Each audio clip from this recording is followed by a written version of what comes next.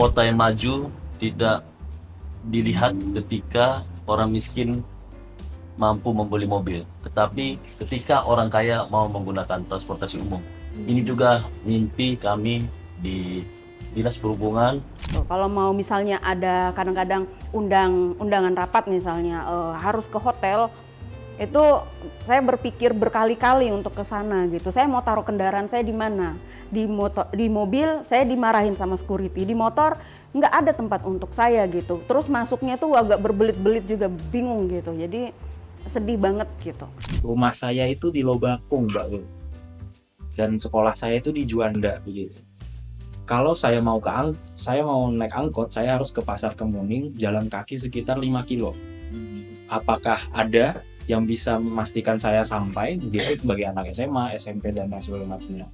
Gitu. Jadi ya udah, orang tua itu ya udah diajarin, dipercaya, ya udah naik motor aja. Itu bukan bentuk kasih sayang orang tua gitu. Itu bentuk orang tua itu kesian.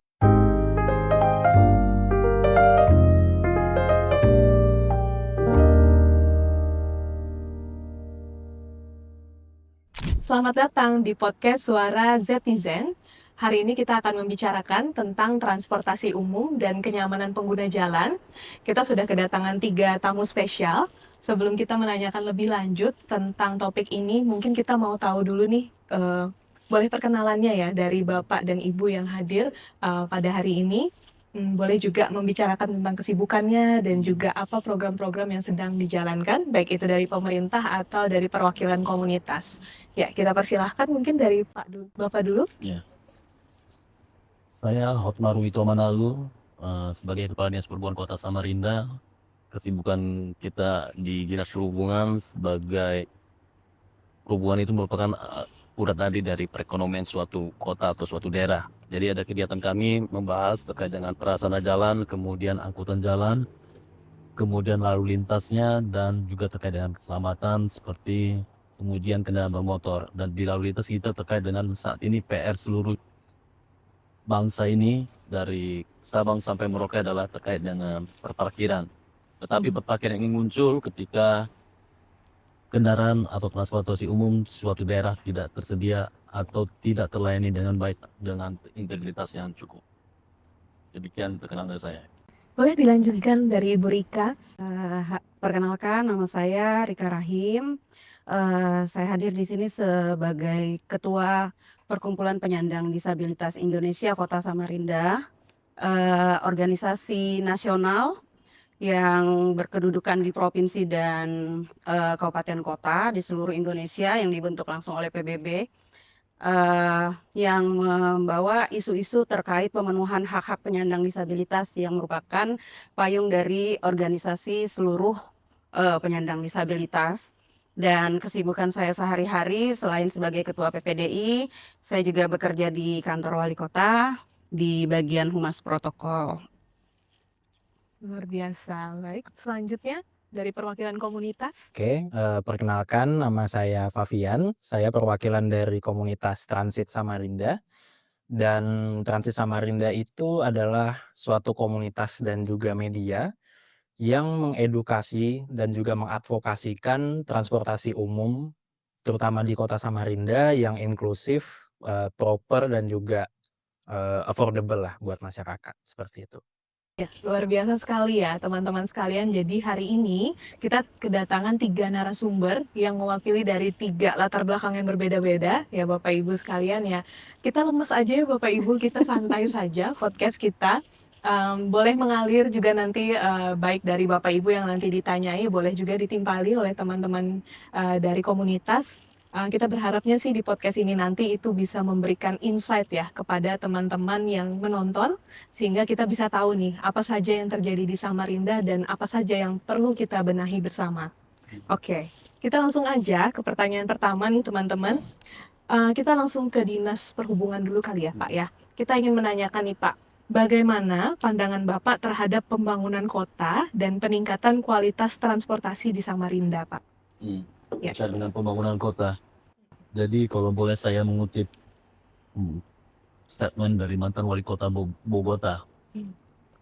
Kota yang maju tidak dilihat ketika orang miskin mampu membeli mobil, tetapi ketika orang kaya mau menggunakan transportasi umum. Ini juga mimpi kami di Dinas Perhubungan, bagaimana Kota Samarinda ini kemarin kita juga sudah melihat dan mendengar tentang pembangunan berkelanjutan. Kalau bicara pembangunan berkelanjutan, kita tidak pernah tidak memikirkan dari sisi transportasi, itu bisa kita katakan ya tidak sukses. Kenapa? Karena Kota Samarinda sendiri bukanlah sebagai kota industri, tetapi kota jasa. Kalau kita bicara kota industri dengan pabrik, yang banyak mungkin polusi udara yang dimunculkan itu dari pabrik. Tetapi Kota Samarinda ini kota jasa, yang kita lihat kendaraan pribadinya yang sebagai sumber asap karbon. Jadi kalau hasil penelitian dari Kementerian ISDM, 1 liter itu bisa menghasilkan 2,5 kilogram emisi karbon. Kita bayangkan saja, kalau misalnya penjualan BBM di Kota Samarinda 200.000 liter, ya tinggal dikalikan saja 200.000 liter kali 2,5, itulah emisi karbon yang akhirnya membentuk efek rumah kaca, climate change yang kita sering gaung-gaungkan. Bagaimana kita merubah climate change ini? Ya kita melakukan mitigasi penggunaan kendaraan pribadi dengan melakukan shifting angkutan pribadi ini, yaitu pemerintah wajib menyediakan layanan angkutan umum massal. Nah, itu sudah dituangkan di dalam Undang-Undang 22 tahun 2009 tentang lalu lintas angkutan jalan. Pemerintah pusat, pemerintah provinsi, pemerintah kabupaten kota itu sudah wajib menyediakan angkutan umum. Kenapa swasta atau pengusaha travel tidak berminat di dalam pengusahaan angkutan umum massal ini? Karena itu rugi. Kenapa dikatakan rugi? Ya, karena tidak ada kehadiran pemerintah juga dalam menekan kendaraan pribadi. Nah, kami Kota Samarinda sudah punya studi, punya kajian untuk penyediaan angkutan umum massal ini. Kita berbasis jalan dengan sistem konsep by the service, membeli layanan. Membeli layanan itu arti kita akan membayar kepada operator swasta dengan rupiah per kilometer sesuai dengan layanannya, kemudian ada standar pelayanan minimalnya, ada headway-nya, ada sistem pembayarannya juga. Kalau ini nanti menjadi kebijakan dikenakan berbayar, tetapi kalau tidak dikenakan berbayar lebih gratis. Nah, tetapi kalau kita bicara tujuan utama tersedia transportasi umum ini, walaupun itu nanti skema by the service itu adalah subsidi, kadang-kadang subsidi berbilang untuk ekonomi menengah ke bawah. Tidak. Kan ada tujuan atau goal yang paling penting dalam penyediaan layanan angkutan umum ini. Pertama, tadi yang mengurangi emisi gas buang. Terus yang kedua, mengurangi kemacetan. Memang pada saat adanya angkutan umum nanti akan macet terlebih dahulu, tetapi pemerintah juga harus melakukan push and pull. Push and pull itu misalnya kita akan melakukan sistem ganjil genap, kemudian memperbaiki sistem satu arah, atau juga kita bisa membuat suatu kawasan di mana tidak boleh ada parkir kebijakan ketika sudah ada angkutan umum massal. Nah, terus yang terkait undang-undang pajak retribusi atau ada namanya ERP, Electronic Road Pricing, atau lalu lintas berbayar, itu bisa kita terapkan yang sebagai sumber PAD. Kemudian yang ketiga, kemacetan itu bisa saja dihitung kosnya sebagai pemborosan. Kenapa? Karena kendaraan pribadi itu kan menggunakan bahan bakar. Kalau bahan bakar itu kemacetan itu pasti ada terjadi percepatan dan perlambatan. Itu kalau bicara tentang teknik kendaraan, itu menyebabkan kendaraan itu menjadi boros bahan bakar. Nah, bagaimana kalau semua kendaraan itu adalah menggunakan kendaraan yang bahan bakar subsidi? Berapa subsidi APBN yang akan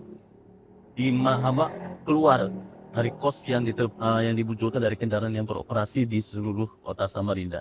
Itu bicara kemacetan. Terus yang keempat adalah kecelakaan lalu lintas. Kecelakaan lalu lintas itu mungkin kalau kita bicara orang awam hanya dihitung kerugian material saat ini.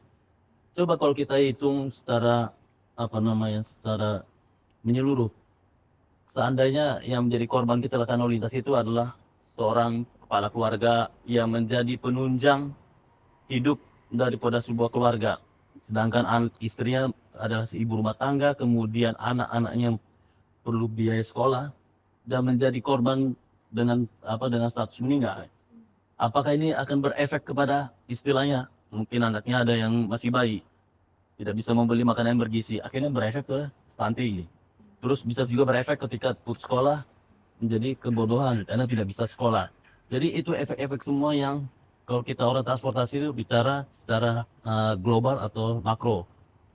Nah, yang berikutnya lagi terkait dengan pemborosan di terjadinya overlay.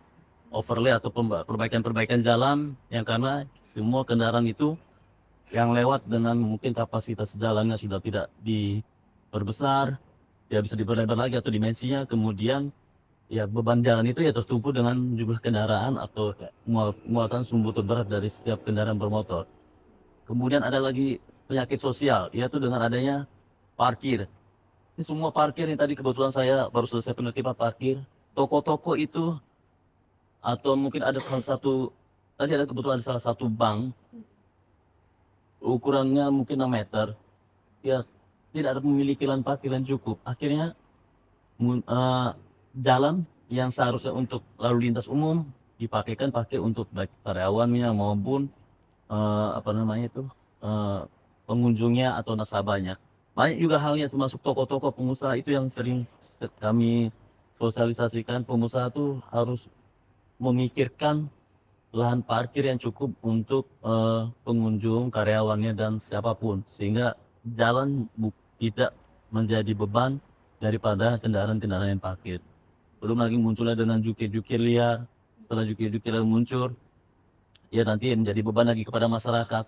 Seandainya masyarakat ketika sudah nanti sudah di angkutan umum ini ada, kos masyarakat bisa dikurangin. Nah, sadar tidak sadar mungkin teman-teman yang melihat podcast ini, mungkin kita bisa berhitung mulai pas 1 Juni.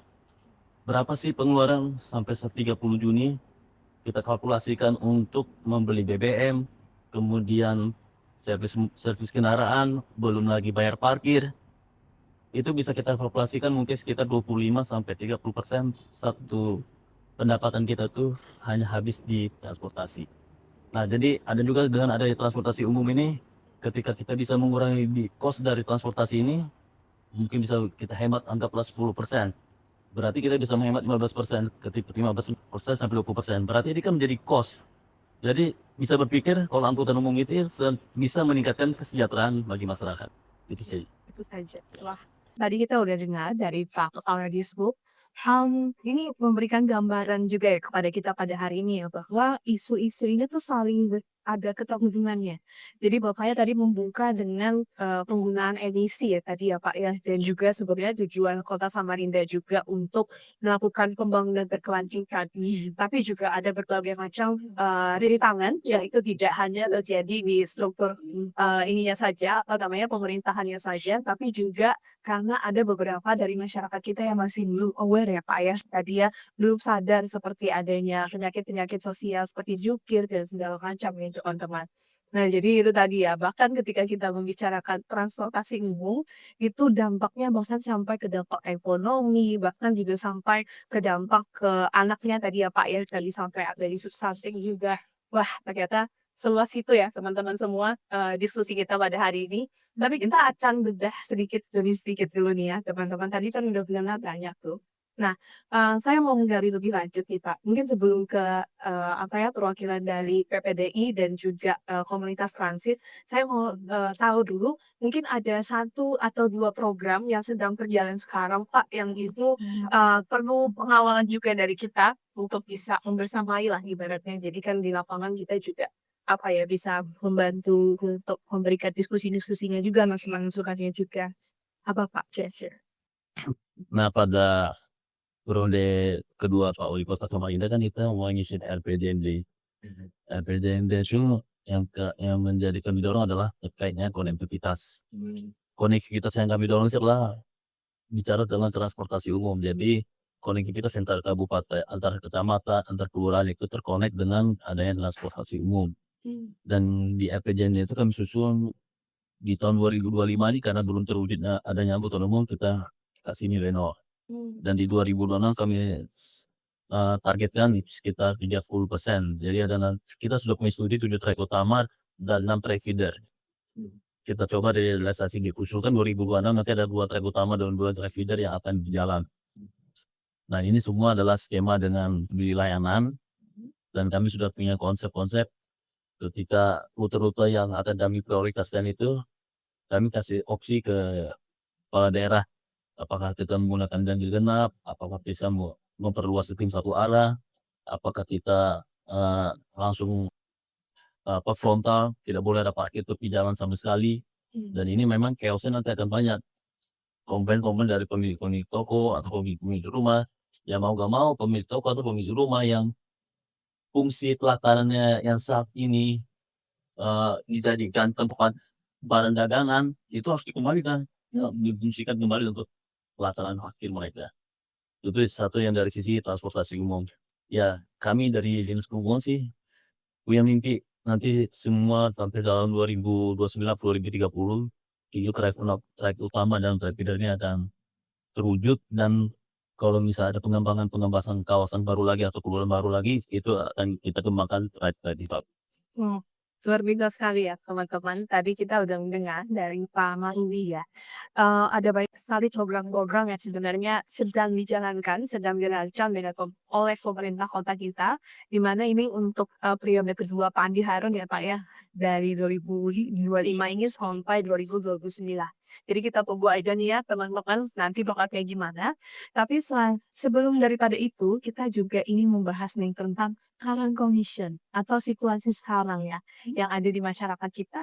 Nah, kita bisa berpindah dulu nih, kita akan mendengar dari suara dari teman-teman komunitas. Ini ada salah satu narasumber kita, Favian dari komunitas Transit Samarinda. Mungkin bisa memberikan pandangan tentang kondisi yang sering menjadi tantangan sekarang yang sering didengar teman-teman. Karena kan transit sendiri sebagai media penyuara untuk konektivitas dan juga fasilitas transport. Oke. Mungkin 2 poin besar yang sering kami terima sebagai komunitas adalah pertama itu tentang kenyamanan bertransportasi, dan kedua adalah alternatif atau opsi dari transportasi itu sendiri. Yang pertama tentang kenyamanan itu, kami merasa masyarakat ini juga lelah untuk hidup di kota ini, dan kami nggak bisa menikmatin kota ini secara sepenuhnya seperti itu. Kenapa? Karena begini Mbak Win, sangat banyak sekali hal-hal yang harus kita pikirkan, padahal tujuan kita hanyalah ingin berangkat dari poin A ke poin B gitu. Pilihan pertama apa? Kalau naik motor, banjir apa enggak? Hujan apa enggak gitu. Kalau naik mobil, macet apa enggak gitu. Bahkan ketika nyampe pun kita masih mikir, parkirnya di mana ya gitu. Atau pas mau pulang, ada uang cash nggak ya buat bayar parkir gitu. Nah, kenyamanan ini kami ngerasa itu mengganggu masyarakat gitu lah. Masyarakat jadi merasa tidak bisa sepenuhnya menikmatin kota ini gitu.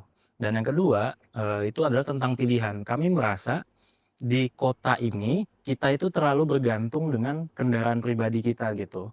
Mungkin Bu Rica dari PPDI mungkin bisa relate sama ini gitu ya.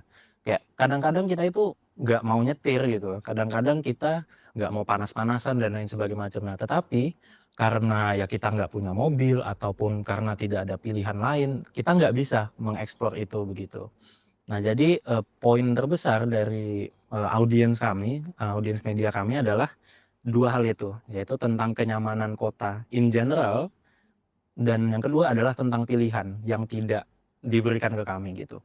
Tapi kami juga mengapresiasi pemerintah juga. Kami melihat beberapa tahun belakangan ini sangat banyak juga perkembangan dari pemerintah gitu, dan kami sadar ya semua ini harus dilakukan satu persatu begitulah. Kita nggak bisa nuntut pokoknya 2025 setahun udah ada bis, udah ada metro, tram, apa segala macam. Kami sadar itu juga nggak realistis gitu.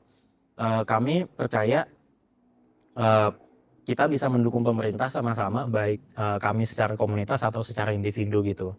Entah lewat edukasi, advokasi, dan lain sebagainya macamnya. Kami dari komunitas kan ibaratnya punya kelebihan lah yang nggak diterima, yang nggak dimiliki oleh pemerintah gitu. Kami bisa langsung komunikasi dengan masyarakat. Karena kan kadang-kadang masyarakat itu apa ya, ada batasan lah ya Pak. Kadang-kadang misalkan segan gitu mau komunikasi dengan Dishub. Kadang-kadang ya kita juga ada ada batasan itulah. Jadi kalau posisinya kami sebagai transit itu ibaratnya sebagai teman masyarakat gitulah. Dan nanti akan kami kemas keluhan-keluhan ini ataupun saran-saran, ya harapannya kita sampaikan di media dan juga kita sampaikan ke pihak-pihak yang punya otoritas, baik itu Dishub atau komunitas lain ataupun wali kota, gubernur dan lain sebagainya. Itu sih dari kami. Wah, luar biasa sekali ya teman-teman ya.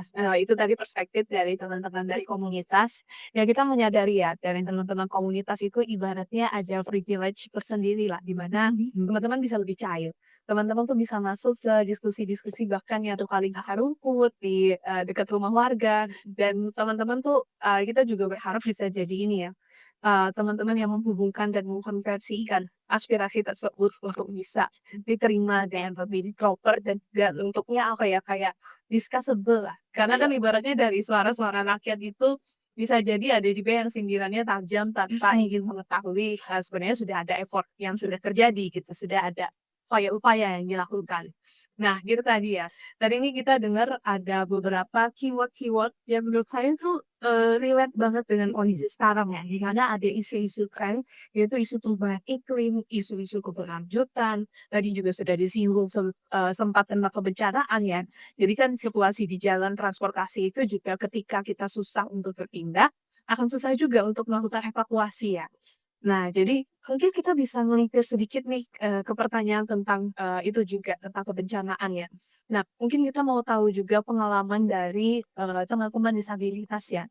Jadi kan selama ini kita udah tahu teman-teman yang mengalami banyak sekali tantangan ya dalam kondisi untuk berpindah itu sendiri. Bagaimana nih ketika situasinya juga ditambah lagi dengan adanya perubahan iklim dan juga bencana ini? Persilahkan, Muri. Ya, kalau bagi kami ya, disabilitas, seperti yang dikatakan sama Mbak Win tadi, kami memiliki hambatan yang berlapis ya.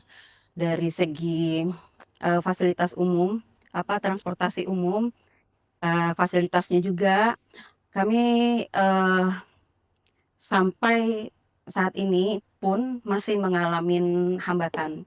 Sudah hambatan yang melekat pada diri kami sendiri, hambatan juga dengan apa yang kami hadapi ya di tengah masyarakat. Misalnya seperti tadi perubahan iklim, terjadi banjir, kendaraan kami masalahnya gini, kami mau menggunakan transportasi umum gitu ya. Tapi seandainya sudah ada gitu ya kan. Apakah transportasi umum itu akses bagi kami? Apakah transportasi umum itu juga memikirkan keramahan kepada kami? Apakah transportasi umum itu juga memikirkan keamanan bagi kami? Jika itu tidak terakomodir, artinya kami sebagai penyandang disabilitas akan berpikir keras bagaimana kami menggunakan kendaraan pribadi. Ya.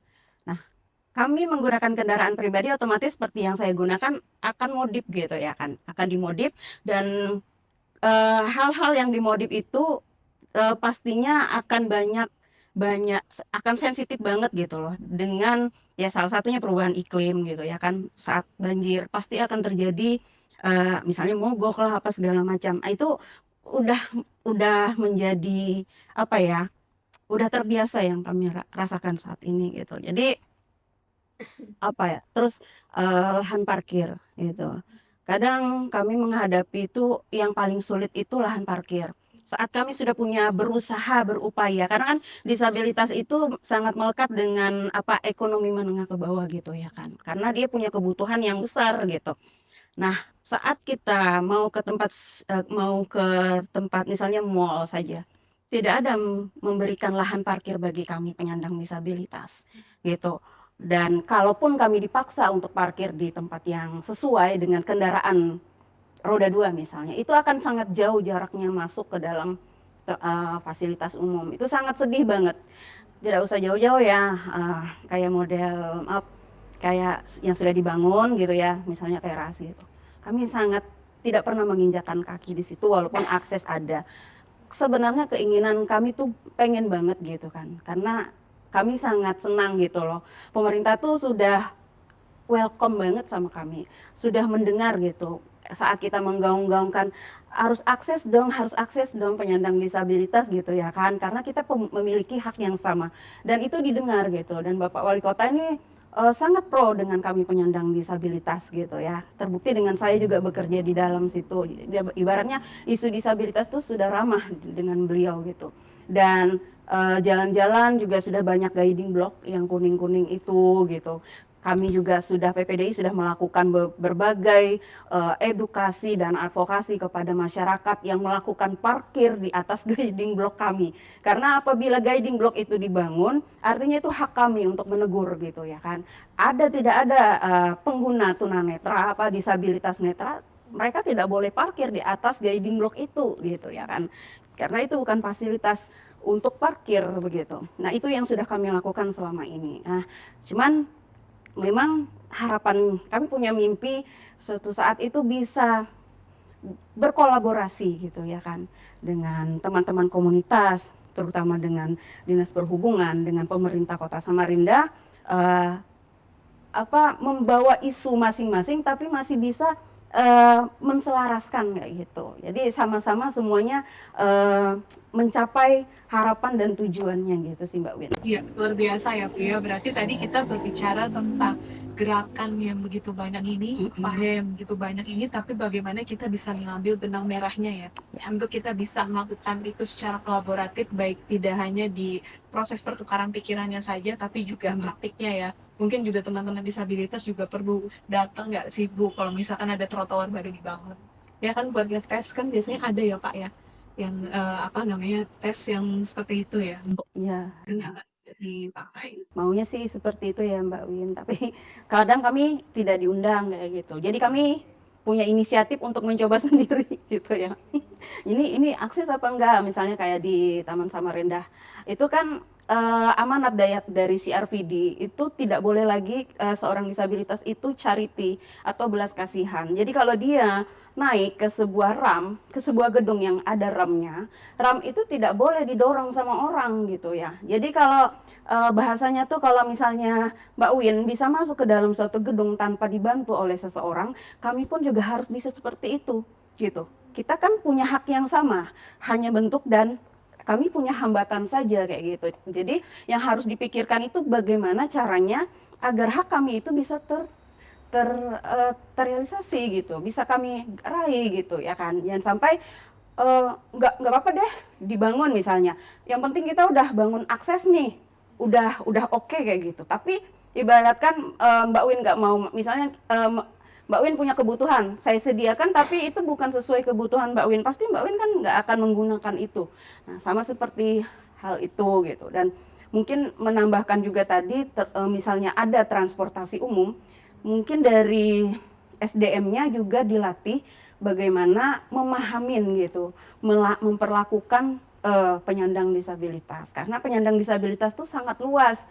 Seseorang yang mengalami stroke melebihi dari 6 bulan itu sudah masuk dalam kategori penyandang disabilitas. ODGJ, bipolar, terus orang dengan gangguan kecemasan itu masuk dalam data disabilitas. Makanya tadi saya katakan dengan Pak Manalu kan, Pak, tahun ini kami meningkat dong kayak gitu, karena PR amanat dari Undang-Undang Nomor 8 tahun 2016 itu bertambah gitu. Jadi akhirnya yang seharusnya biasanya cuman misalnya fisik, netra, tuli kayak gitu ya kan, terus Down syndrome, autis, tapi kita ketambahan lagi kayak gitu.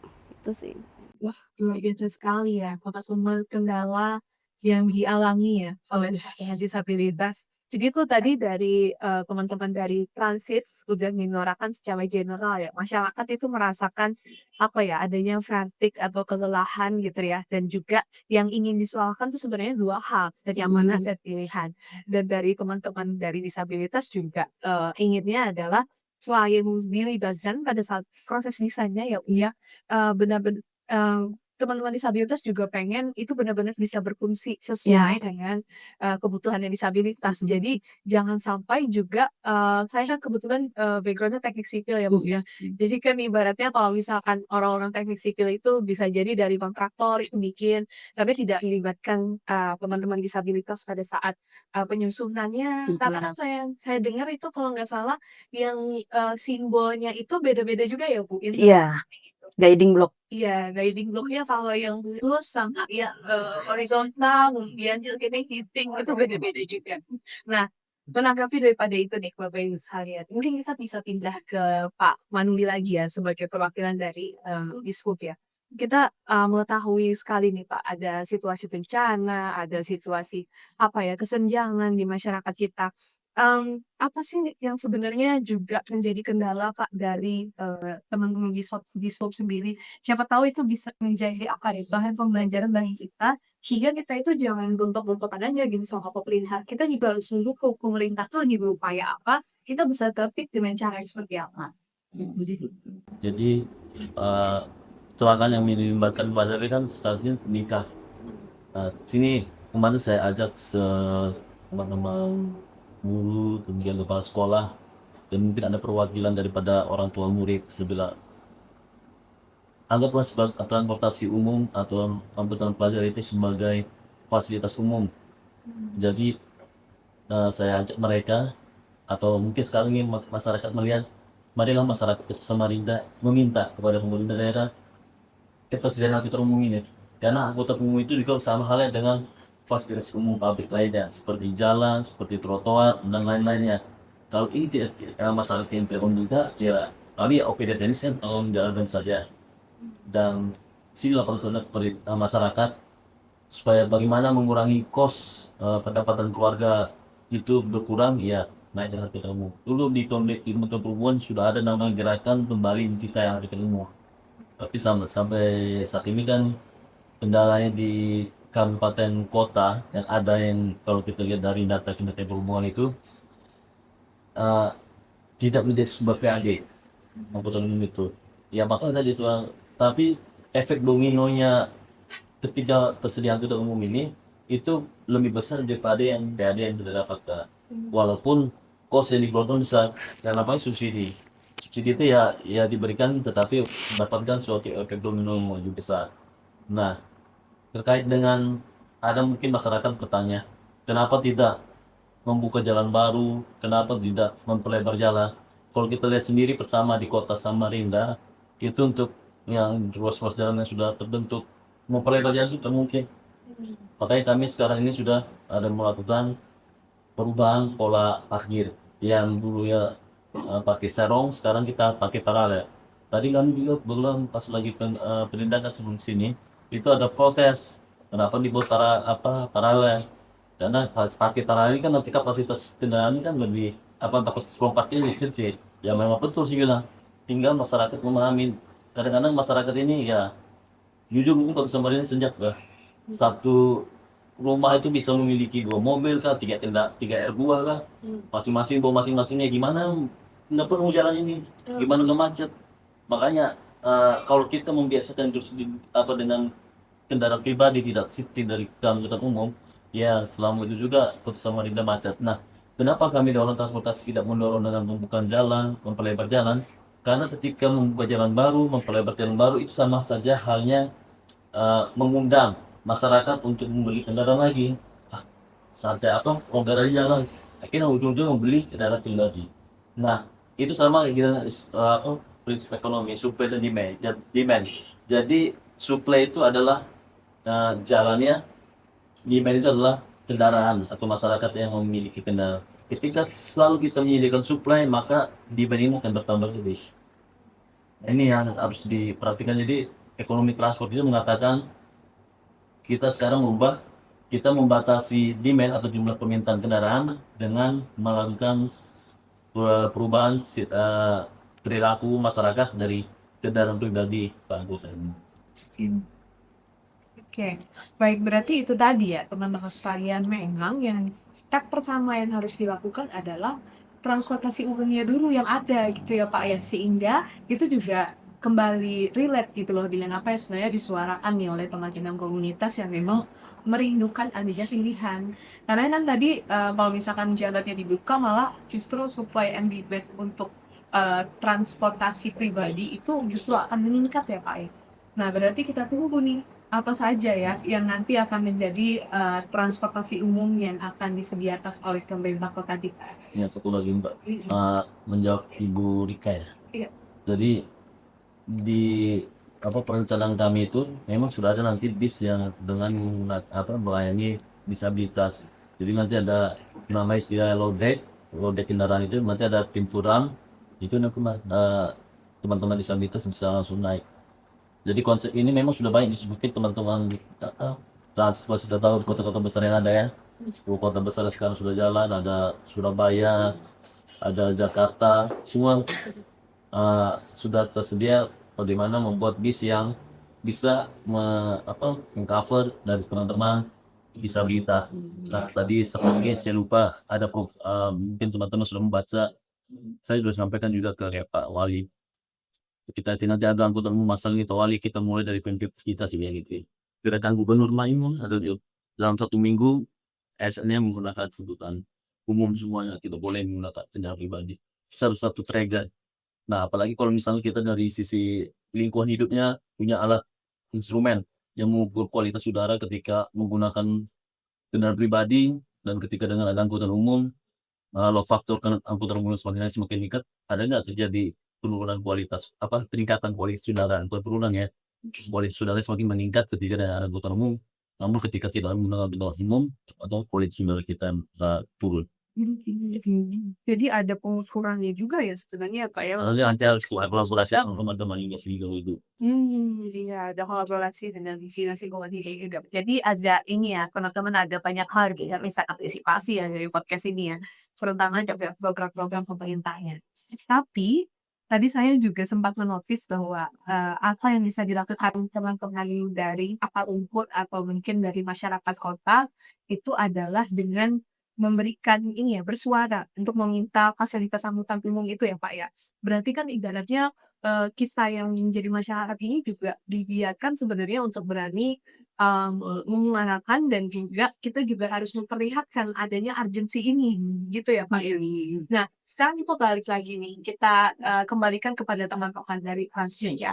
Nah sebenarnya dari perlu nggak sih sebenarnya kita tuh harus apa ya ibaratnya teriak-teriak dulu gitu atau sebenarnya itu harusnya datang dari kesadaran saja gitu loh mungkin dari pemerintahnya atau yang bertanggung jawab di pembangunannya gimana menurut teman-teman? Kalau kami sih dari Transit percaya, kami sering ngibaratkan gini Mbak Win, manusia itu ibaratkan air gitu, kita ngikut tempatnya aja. Tadi Pak Manalu ya udah menjelaskan bahwa masyarakat ini banyak banget nih, satu rumah tuh bisa 3 mobil, 4 mobil dan lain sebagainya macamnya. Kenapa hal itu bisa terjadi? Pertama, ya karena kita ngikutin tempatnya, nggak ada pilihan yang lain. Dan yang kedua, mendapatkan mobil itu atau kendaraan pribadi itu sangat mudah di sini. Kredit itu pilihannya banyak banget. 2 juta, 3 juta per bulan itu udah dapat kendaraan baru seperti itu.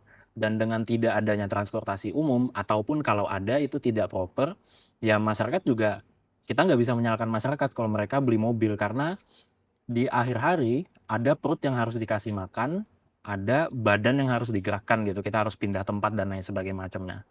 Nah, jadi memang untuk pengadaan transportasi dan lain sebagainya macamnya itu dimulai dari atas. Tapi kami percaya semua lapisan masyarakat itu bisa berperan gitu.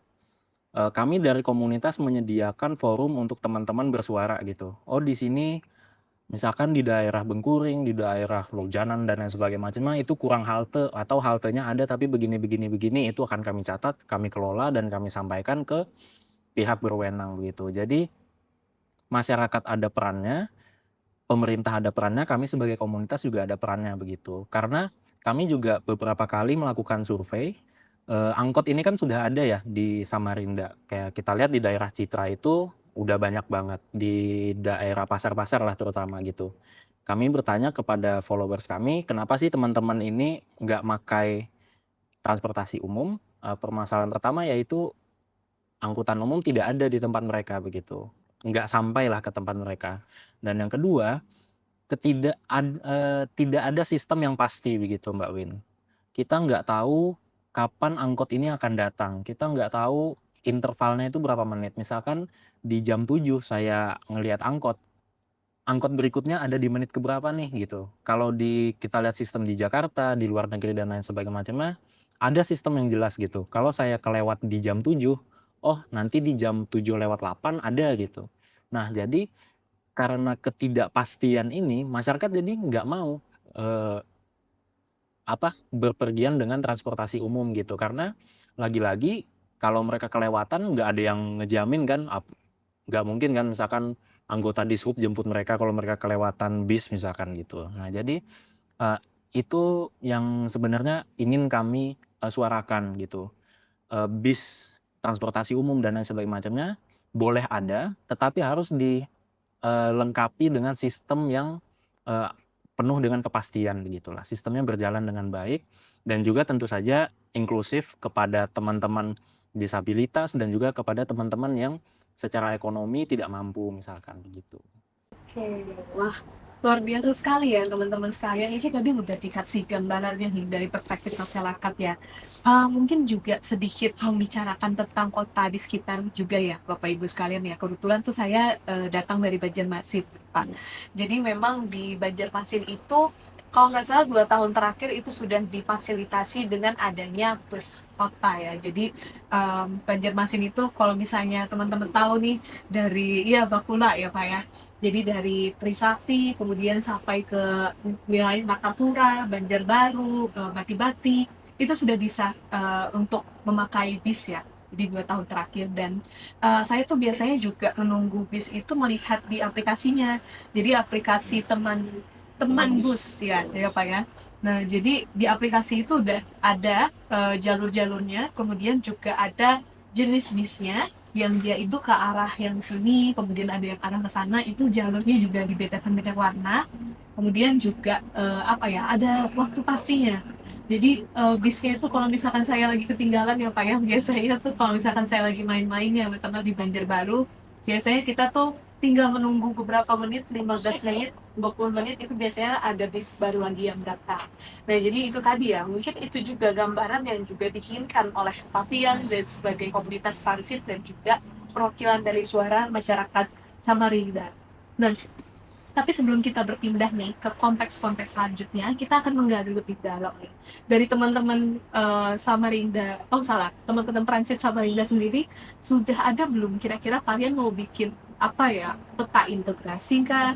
Atau mungkin instrumen-instrumen lain yang itu sebenarnya bisa melengkapi pemerintah kita juga. Seperti Bapak kan tadi sempat menyinggung, mungkin ada spot-spot yang mungkin bisa jadi kita miss dan melihat ya.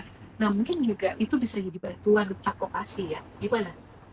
Untuk Favian. Kalau dari kami sih itu tentu saja ada di rencana kami, tapi lagi-lagi kami juga mengalami hambatan seperti itu.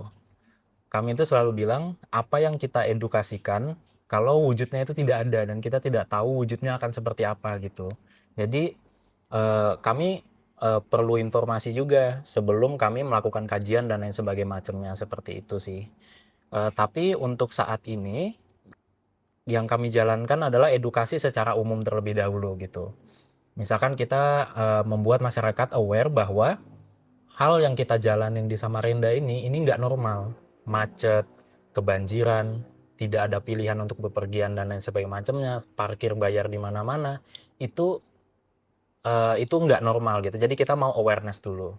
Nanti ketika sudah ada kami akan siap membantu. Untuk saat ini juga kami beberapa kali berkomunikasi dengan FDTJ atau Forum Diskusi Transportasi Jakarta gitu. Jadi ada forum nasional lah ibaratnya. Karena mereka sudah punya ibaratnya sistem transportasi umum yang cukup baik. Jadi kami meminta diskusi sama mereka untuk ya referensi lah. Ketika bikin jalur-jalur itu seperti apa dan apakah ada pakem-pakem yang harus kami perhatikan dan lain sebagainya macamnya. Untuk saat ini di situ saja kami sebagai transit. Iya, jadi teman-teman dari transit juga sedang membekali diri ya dengan beraliansi dengan forum diskusi nasional juga Sehingga perspektifnya mungkin bisa jadi terbalik ya teman-teman sekalian. Kita tidak hanya membicarakan konteks zonal, tapi secara konteks nasional apa yang kira-kira bisa kita ambil dan terapkan dan itu yang kita pilih yang cocok ya. Karena nggak bisa pikir nih teman-teman kalau Jakarta kan biasanya atau Surabaya kan kesannya metropolitan banget ya. Apakah Samarinda tiba-tiba langsung seperti itu kan perlu ada proses-proses terlebih dahulu ya teman-teman. Nah, itu tadi. Sekarang saya akan menanyakan lagi nih ke Ketua PPDI Kota Samarinda ya, Irwika ya. Nah, Bu, saya tuh sering banget bener ada istilah namanya inklusivitas gitu, Bu. Dalam pembangunan, dalam apa ya, dalam dinamika sosial itu pasti banyak banget. Inklusi. Apa sih sebenarnya, Bu, definisi dari inklusivitas itu dan kenapa hal tersebut rupanya masih belum terselesaikan gitu?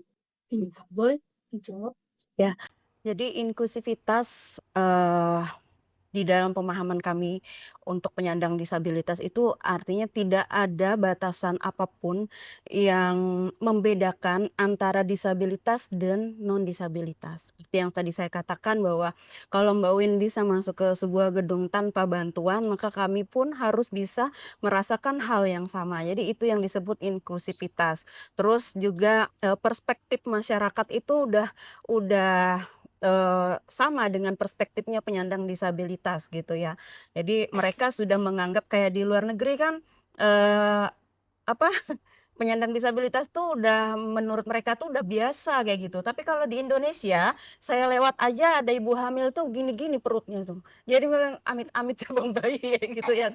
Jadi kan saya tuh merasa gimana ya, sedih banget gitu loh ya kan karena, itu, pandangan masyarakat kepada kami penyandang disabilitas itu masih sangat sangat apa ya, sangat jauh gitu ya, dari harapan kami kayak gitu. Jadi sangat menyedihkan kayak gitu dan, selain ya saat ini sih yang kami kami lakukan selama ini ya, kami mengedukasi masyarakat gitu karena, kalau untuk pemerintah isu itu udah dijalankan ya. Udah dijalankan, terus, udah didorong juga lah dari berbagai OPD gitu ya kan, tapi lagi-lagi masyarakat ini kan, belum tentu satu pemikiran dengan kita ataupun dengan pemerintah, selalu saja mencari-cari apa yang salah kayak gitu ya kan. Jadi akhirnya, kami kena imbasnya juga. Jadi kami sering melakukan komunikasi seperti yang dilakukan sama Mas ini kan, dengan akar rumput gitu ya. Apabila dari akar rumput itu udah aware, udah ramah dengan kami, otomatis, mereka juga bisa membantu kami untuk bersuara kayak gitu. Jadi, harapan kita sih targetnya itu, di masa kepemimpinan Pak Wali Kota yang kedua ini inklusivitas semakin kami rasakan kayak gitu ya, ramah disabilitasnya juga semakin ada di mana-mana gitu ya kan, dan kami juga secara, pribadi siap gitu untuk dilibatkan gitu ya, kami menunggu sekali gitu dan, jangan ragu gitu kalau misalnya, ada hal-hal yang bisa kami kasih kasih saran kayak gitu karena kami berharap penyandang disabilitas ini juga terlibat dalam pembangunan dari berbagai, sektor. Oke, keren sekali ya Bapak Ibu sekalian, teman-teman podcast Suara Netizen. Tadi kita sudah mengambil itu ibaratnya secara pesan mungkin kalau mau berubah itu memang harus bareng-bareng ya Bapak Ibu sekalian. Tidak hanya dari pemerintahnya saja yang melakukan upaya-upaya, teman-teman dari akar rumput dan juga teman-teman yang mempunyai kondisi-kondisi khusus itu harus lebih nyata lagi ya Bapak Ibu, harus lebih tajam lagi sehingga suara-suara yang sebenarnya eh, sebenarnya penting, tapi sebenarnya waktunya aja ya, kayak mungkin pada saat itu tuh belum ternotis aja. Jadi gimana caranya itu noticeable kayak gitu. Gimana itu caranya kita bisa membawa pesan-pesan itu secara visible. Jadi bisa lewat sosial media atau mungkin dengan apa ya ada perkumpulan-perkumpulan ya untuk teman-teman juga dari komunitas. Nah, sekarang nih kita akan membicarakan lagi Untuk selanjutnya ini kan tadi sudah cukup jelas ya Bapak Ibu sekalian, teman-teman. Kita akan membacakan pertanyaan dari Zetizen yang sudah dikirimkan kepada kita. Kebetulan tadi kita bersama tim sudah memilih 2 pertanyaan. Jadi langsung saja ke pertanyaan pertama. Dalam menyediakan opsi transportasi yang lebih ramah, aman, dan terjangkau untuk pelajar, bagaimana caranya kita bisa membatasi mereka agar tidak terdorong untuk menggunakan kendaraan bermotor secara ilegal? Nah, mungkin ini bisa berhubungan juga dengan penyediaan opsi juga ya.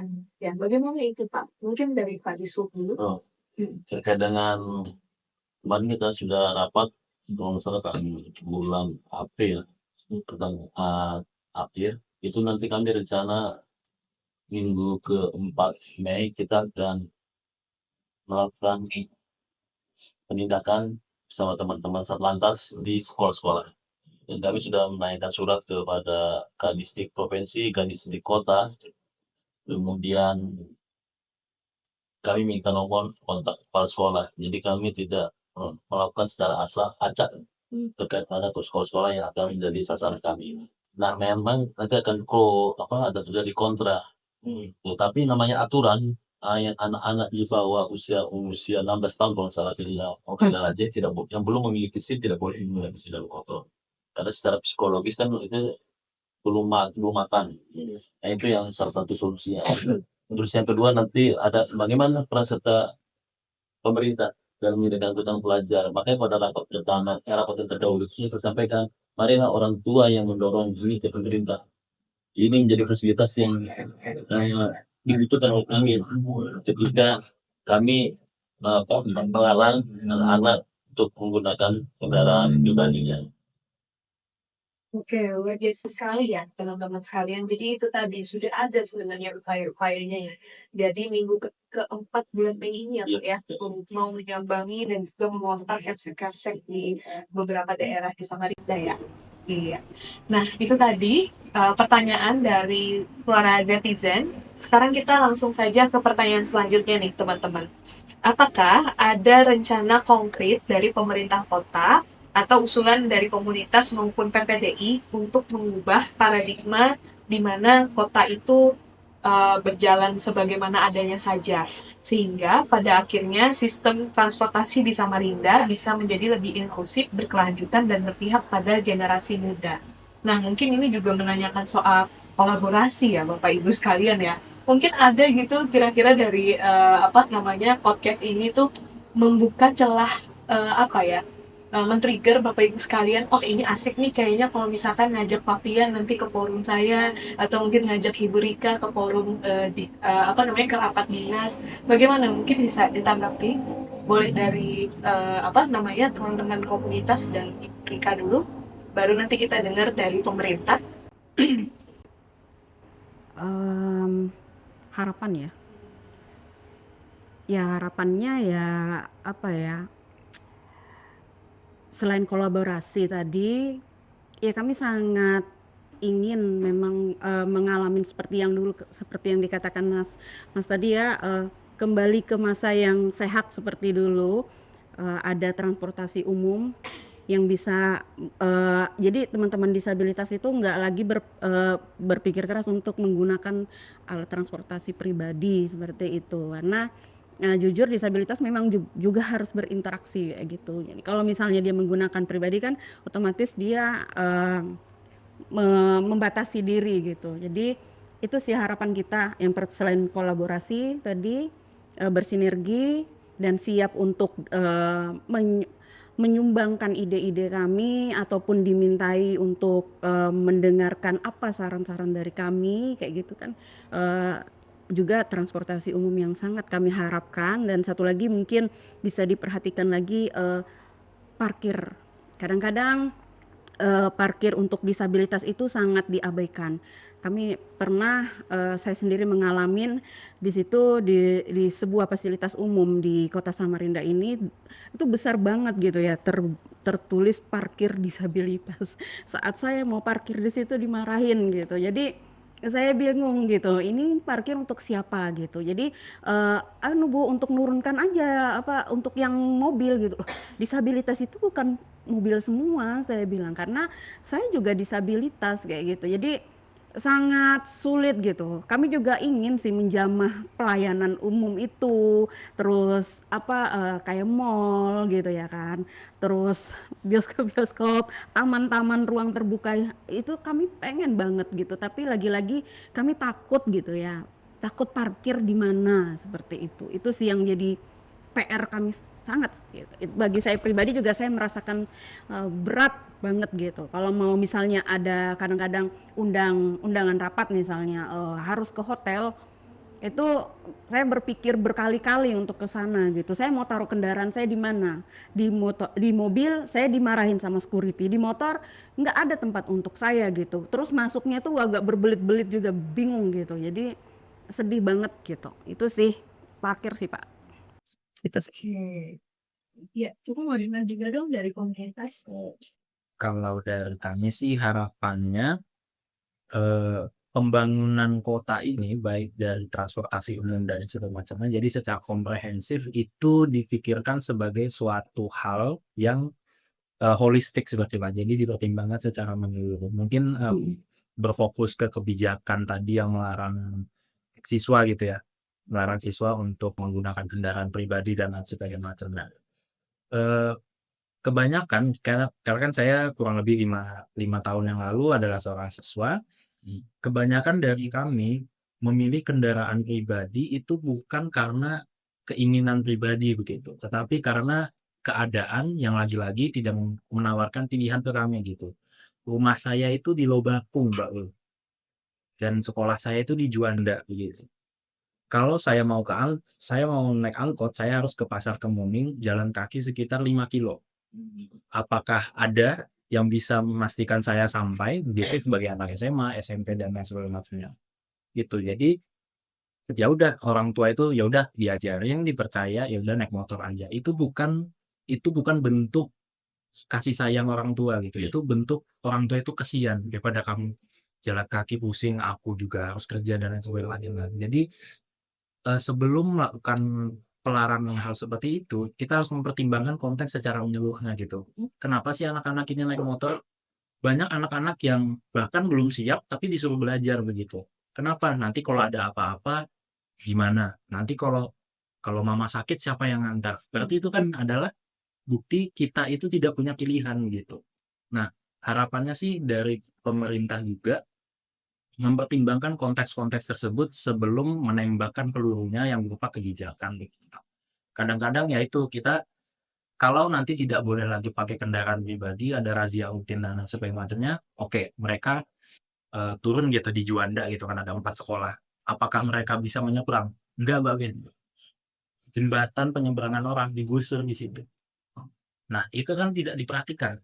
Itu kan kami juga nggak tahu apakah ini akan dibangun ulang, direnovasi atau lain sebagainya. Kalau mau ke mall misalkan, Bu Rika, parkir yang di seberangnya atau stop yang di seberangnya, itu kan JPO-nya juga sudah dihilangkan gitu. Nah, jadi ini kami merasanya ada inkonsistensi di sini gitu.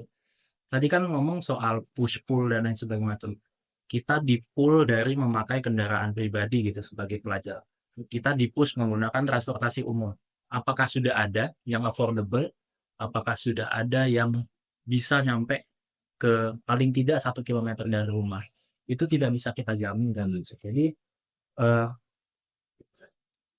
kami merasa perspektif ini masih perlu ditingkatkan lagi gitu baik dari pemerintah dan juga masyarakat gitu. Kita belajar menyampaikan perspektif-perspektif ini kepada pemerintah dan pemerintah mencatat ini dan akhirnya membuahkan kebijakan yang mempertimbangkan kepentingan seluruh pihak. Itu sih harapannya kami.